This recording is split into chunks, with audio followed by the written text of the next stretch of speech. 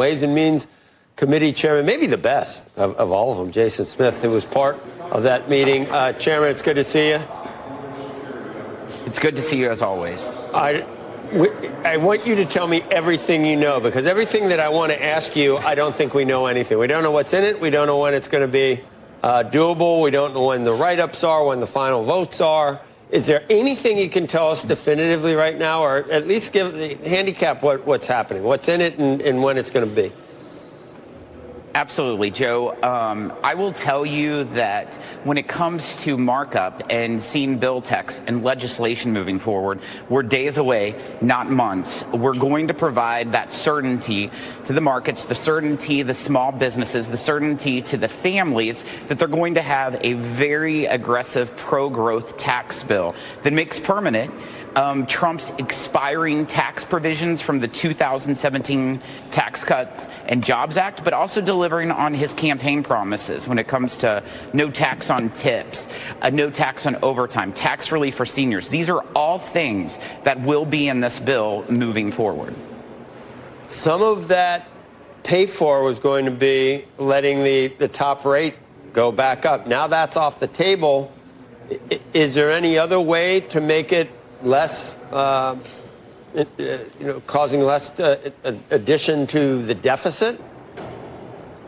First off, Joe, let me say that as the tax writer, the Ways and Means Chairman, I've been reading a lot of news reports talking about we're going to do X, Y, and Z, whether it's a top bracket, whether it's SALT, whether it's various IRA credits. And I'm like, wow, that's interesting. And so there's been a lot of reporting and a lot of hysterical releases that's been out there that's just simply not accurate. When this bill comes out, Joe, people will see exactly what it is. We're going to have a pro-growth tax bill that the markets will love and that the markets will appreciate, which the small businesses will love, the small businesses will appreciate, because it's going to be extremely pro-growth and it's going to be led by pro-growth tax policies. All right, then, that would hurt small businesses if you went from 37 back to 30. And the president, can you say that's been put to, that's not going to happen? President Trump said that's not going to happen. Can you tell me that at least? Joe, what I will say is the tax bill is all about growth, and people can extrapolate what pro-growth is, but we are going to deliver real tax relief for businesses, small businesses, working families, and farmers.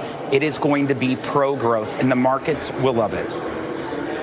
Chairman Smith, we had Libby Cantrell here from PIMCO yesterday, and she said exactly that this is going to be a very pro-growth bill that is put forward. I asked her what that meant, if it means that there's not going to be pay-fors for these things if it expands the deficit, and she said yes, she believes that's the case. Is that what you see it as well? There's absolutely going to be provisions that eliminate bad tax policy and replacing it with better tax policy. We did that in 2017. We're going to do it throughout this process. But we're will going it to eliminate expand the a lot deficit? of different loopholes. Will it expand the deficit? It will. The House budget version is much different than the Senate budget version. And in fact, we are going to expand the growth in the economy. And that's the key. If you look at the revenues coming into our country right now under the current Trump tax cuts that are current policy, current law, GDP towards revenue is 17.2%. If you look at over the last 50 years, it has averaged 17%. We are going to maintain and grow that. My question, though, is will it expand the deficit? Because you describe pro-growth as market-friendly. Markets definitely want to see lower taxes. But if it expands the deficit, that could be something that worries the bond market. Well, let me tell you, the deficit is only expanded by spending. If you look at over the last 5 years, when you look at spending to GDP, it has averaged 26% of GDP. The 45 years before that, spending to GDP averaged 20%. 20%. We have a spending problem. We do not have a revenue problem. What I'm working on in the tax bill is in regards to the revenues that go into our coffers. Since we passed the 2017 successful Trump tax cuts, the corporate revenue receipts, even at a 21% rate, when we went from 35 to 21, has only increased dramatically. We are going to have pro-growth policies that's going to increase the revenue for our country. I understand that, and I get what you're saying. That I agree with your math on that in terms of. Well, how will it be scored? It'll be scored that the deficit goes up. Will it extend the deficit? It'll be scored that way, right, Congressman? You can do fuzzy math, but it'll be scored that way, that the deficit goes up. Let me just say how congressional scorekeepers are. Just eliminating the $22 billion that is left from the Inflation Reduction Act for the IRS. Remember, there was $80 billion. There's $22 billion that has not been spent. Just to eliminate that, according to those congressional scorekeepers, it would cost us $65 billion.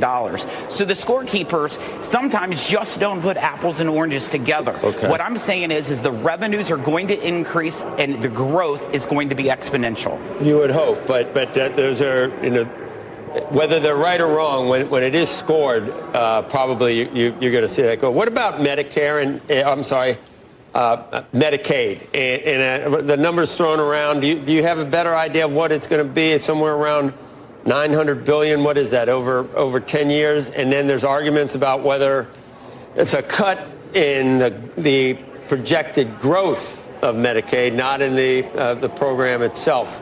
But then there's others that say you'd have to cut or do some, I don't know, right to work or whatever. You'd have to do some things to get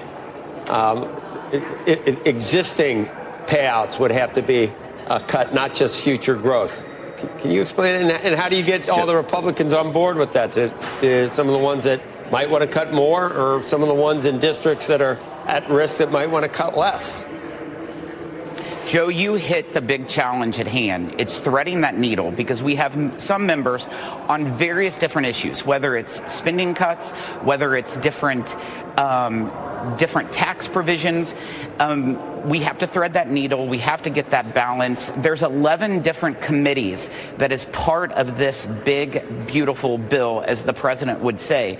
And the committee that is completely over Medicaid is Energy and Commerce. Our committee, of course, is completely over the revenues, the tax provisions. There's a lot of things that the Energy and Commerce Committee is that they can look at and that they are looking at. One thing that could be a revenue raiser within Energy and Commerce's space is selling spectrum. This is one thing that's within theirs that can bring in a lot of money that's not being projected. The president has been crystal clear. When he's looking at this bill and spending cuts, he wants to make sure that he protects individuals' benefits. He said that you would not cut Medicare, Social Security, Medicaid. But are there efficiencies that can be put in there? Absolutely. One thing that has been raised numerous times is work requirements, but this is all within the Energy and Commerce's space. I'm not an expert in it. I'm focused on the $4.5 trillion tax bill, but it's all going to add up in the ultimately end. But just that it was a big ask. Sounds like I'm saying something else. It was a big ask to be able to extend. I mean, there's a reason that the 2017 bill wasn't permanent. Jason, you remember that? It's because it was a deficit buster, and everybody's been worried. How do you extend it?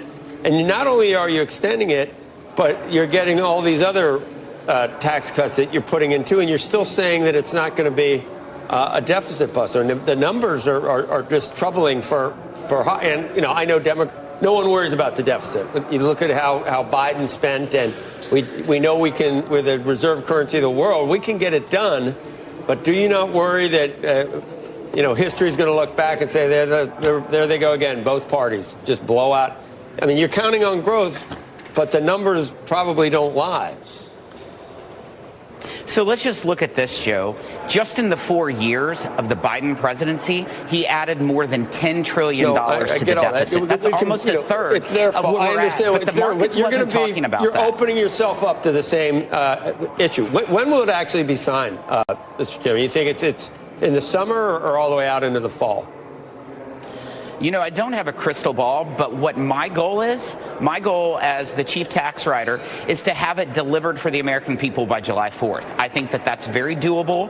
And as long as we continue to work hand in glove with the United States Senate, which we have been, we'll be able to accomplish this. The American people are expecting this. We're going to provide imminent growth and tax policies that are transformational. When you look at the 2017 tax cuts, Joe, that you were talking about, there was numerous provisions within that were permanent, such as the corporate tax rate was permanent from 35 to 21%. Okay. In this tax bill, there will be numerous things that are made permanent. Not everything, but numerous items will be, because we're looking at the debt, the deficits. It's extremely important. The House is more focused on that than the other side of the building. Well, the 37 will be permanent then on the top rate.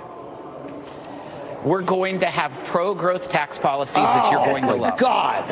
All right, let me ask you one more. See if you can do it. Chairman, let me ask you one more. I know you can't tell us exactly what the final bill is going to look like. That's still a negotiation. Can you tell us where the toughest sticking points are? Where do you have the hardest sell? Where are the things that are on the margin? Yeah, without a doubt, I think there's three areas that are going to be major significant sticking points. It has been throughout the process. It's going to continue to be. One is to make sure that we cut enough spending that puts our 15 to 25 members that are very concerned about debt and deficits, that this is what they wake up every morning thinking about. We have to thread the needle there, make sure that everyone's feeling good. When you look at SALT is another thing that's very big to our members from New York, New Jersey, California. We have to thread that needle. We have individuals within our conference that wants an unlimited SALT cap. We have others that want no deduction on SALT. We're threading that needle. Another item is within all the IRA credits. We're looking at every provision of the tax bill. And so there's some members that want to rip out the entire IRA by its roots, and there's others that want to use a scalpel approach. So it's a balancing act, threading the needle, but we're going to get this done. I think you're not listening to President Trump. I mean, I heard him say it, Mr. Chairman. He's publicly said there will not be a top income tax rate going back up above the 37. It would be very disruptive. Are you trying to talk him into it, or would you? He's got members who want to cut the debt and deficit, and that's a big part of it. Right, but he's in charge. He's in charge, isn't he? If you write it into it, he might. Joe? Yeah, go ahead. Joe, just let me say, I have a great relationship with the president. I talk to him don't very, talk him out of that regularly. part, He is going to love the tax bill, and we're going to follow through with his priorities. That's what we're going to do. Okay. 77 million people sent him to Washington. We have the House and the Senate because President Trump was elected president. Right. We are going to deliver his priorities. I'm his biggest advocate. I'm not trying to talk him out of anything. I'm delivering what he is asking. Yeah, you've got members you have to appease. We just got this list. So the ones who want to cut the debt and deficit, 15 to 20 members, they're going to speak. Get that 26% down. That's how you got to do it, and I don't know how you do that either. But that's what you don't got to do the 17. You got to do the 26. Mr. Chairman, thanks. We got data. We'll get it done.